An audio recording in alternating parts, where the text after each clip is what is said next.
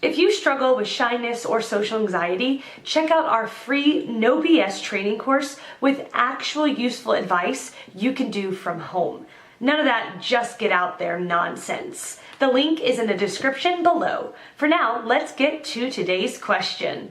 Shyness, the hypocritical myth. One of the most damaging and debilitating experiences I grew up with as a child was being labeled shy. People joked about it, made fun of me, tried to manipulate me to be more talkative or fun, or they just dismissed and ignored me. No one spent time with me, gained my trust, or asked me in a kind, respectful, honest, or caring way what I was afraid to say or talk about. People treated me like there was something wrong with me because I did not entertain them or act in a way that made them feel happy, good, or comfortable. Adults shied away from the fact that I did not feel happy, safe, or comfortable. Yet I, the child, carried the weight of the silence.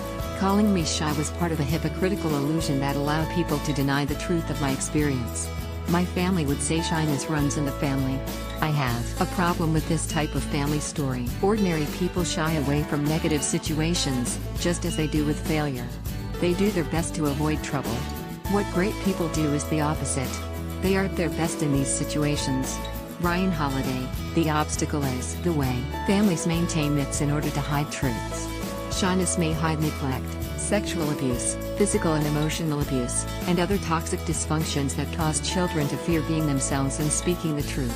Shyness is a normal stage for some children at certain ages, but it is also a symptom of abuse, shame, and secrecy. Instead of making sure this is not the case, because they know the truth, family tells us that we are born with shyness in our genes, and that we just happen to be a family member who got more of the unlucky ones. This means there is little we need to do about it, beyond learn to live with it and treat it like a mostly benign family trait. People explain depression in a similar way.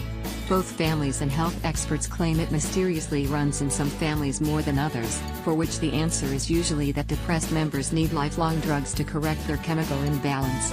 Almost no one says, "Tell me about the relationship imbalances in your family." Families in which depression, shyness, or extroverted acting out, the other side of the coin, run are coincidentally usually the same ones in which relationship and communication imbalances run. Almost no one takes responsibility by facing such issues and talking about them openly, publicly, within the family or without, and directly. Such families conveniently define responsibility and maturity as ignoring, forgiving, forgetting, and taking prescription drugs, further perpetuating the lack of communication. A family member who most strongly exhibits symptoms of distress will carry the label of being sick, difficult, the black sheep, or otherwise incapable of hiding dysfunction and maintaining the illusion of family health. The other option is that family stories are true. But if shyness were a genetic family trait, then people would put more effort into overcoming it or supporting family members born with it. The logical action when we're aware of an issue beforehand is to address it. People would work to keep it from becoming a bigger problem, rather than bring it up after the fact, perpetuating it as an excuse for not changing anything or challenging anyone in the family. Adults would develop a tradition of sharing their experiences within the family and without. They would pay more attention to the children in the family who suffer from shyness or depression, and they would make sure no family member, whether adult or child, suffered the pain of it alone. If shyness ran in the family, the topic of shyness and how to overcome it would also run in the family. Common family afflictions would be a regular and deliberate focus of healthy conversation. People would work to make sure the topic was not kept secret or forbidden, and that it was never shamed or dismissed. They would make concerted efforts to not be shy about shyness, depression, abuse, neglect, or anything else difficult and painful that ran in the family. They would want to do whatever they could to reduce it.